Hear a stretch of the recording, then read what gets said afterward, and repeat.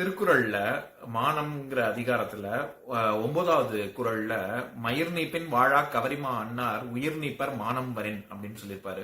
அப்படின்னு என்ன அர்த்தம்னா, கவரிமான் தன்னுடைய உடம்பிலிருந்து ஒரு முடி உதிர்ந்தா கூட அது உயிரை விட்டுவிடும். அந்த மாதிரி மானத்தை பெரிதாக கருதுபவர்கள் உயிரை விட்டாதான் மானம் இருக்கும் அப்படின்னா உயிரை துறக்கிறதுக்கு கூட தயங்க மாட்டாங்க அப்படின்னு சொல்லியிருப்பாரு. இதுல கவரி மான்னா அது ஏதோ ஒரு கஸ்தூரி மான் புள்ளி மான் மாதிரி ஒரு வகையான மான் அப்படின்னு கிடையாது. அது கவரி மான்னா விலங்குன்னு அர்த்தம். கவரி மான்னா ஹிமாலயன் யாக்க சொல்றாரு.